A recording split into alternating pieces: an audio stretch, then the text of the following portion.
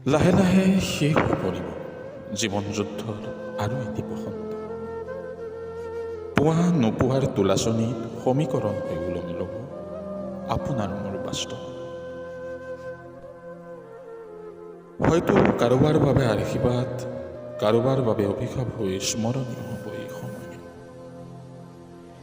এই সময়ে বহুতজনক শিকাই গ'ল বিচ্ছেদৰ বেদনা, প্ৰাপ্তিৰ হুমুনিয়া, মিলনৰ মাদকতা আৰু পৰাজয়ৰ যে গভীৰ ব্যথা। গুচি গ'ল জীৱন বাটৰ লগৰী বিচাৰি নিপন্দা অজন দেশলৈ।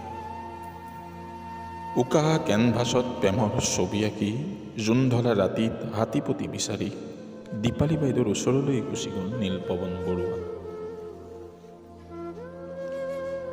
সেই বসন্তটো আধৰুৱা হৈ ৰ'ল।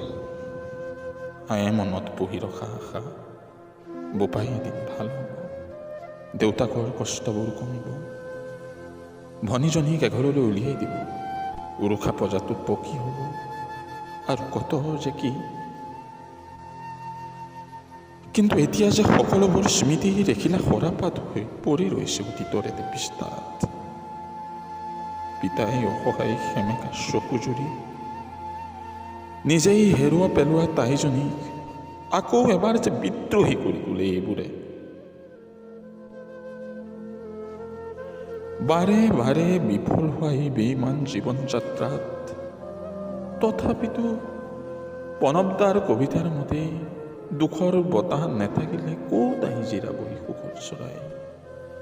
তাৰেই আশাতেই চলি আছে জীৱন যুদ্ধৰ আখৰা। সৰাপাতৰ স্মৃতি জীপাল হৈ উঠিব চাগে পুনৰ এটা নতুন